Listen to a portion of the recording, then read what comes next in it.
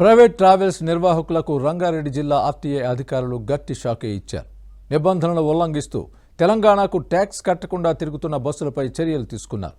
సంక్రాంతి పండుగ ముందు నుంచి తనిఖీలు చేపట్టి ఏకంగా 300కు పైగా బస్సులపై కేసులు నమోదు చేశారు.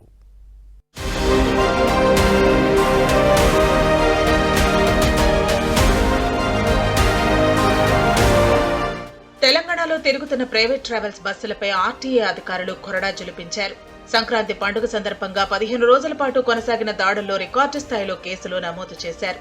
ఏకంగా 317 కేసులు నమోదు చేసిన ఆర్టీఏ అధికారులు 20కి పైగా బస్సులను సీజ్ చేశారు.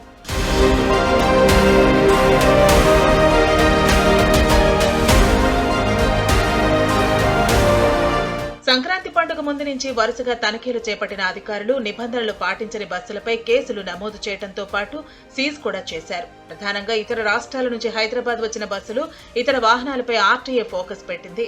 ప్రయాణికులనే కాకుండా లగేజ్ ను అక్రమంగా తరలించడం, ఫైర్ సేఫ్టీ నిబంధనలు పాటించకపోవడం, ఓవర్లోడ్ తో వెళ్లడం, సెకండ్ డ్రైవర్ లేకుండా ఉండటం, ఇలా నిబంధనలు పాటించకుండా బస్సులపై చర్యలు తీసుకున్నారు. కేరళ, తమిళనాడు, పాండిచ్చేరి, కన్యాకుమారి, కర్ణాటక, బెంగళూరు, ఏపీ, గోవాతో పాటు తదితర ప్రాంతాల నుంచి వచ్చే బస్సుల్లో తనిఖీలు చేపట్టారు. అలాగే తెలంగాణకు ట్యాక్స్ కట్టని బస్సులపై కొరడా జులిపించారు.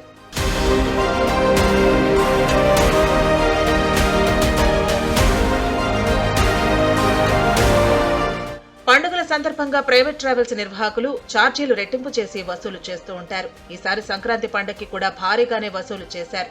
అలాంటి బస్సులపై కూడా ఆర్టీఏ అధికారులు చర్యలు తీసుకున్నారు.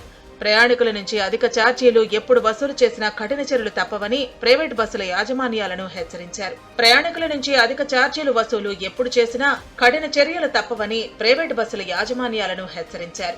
ఎవరైనా టికెట్ ఛార్జీ కన్నా ఎక్కువ వసూలు చేస్తే ఫిర్యాదు చేయాలని ప్రయాణికులకు సూచించారు.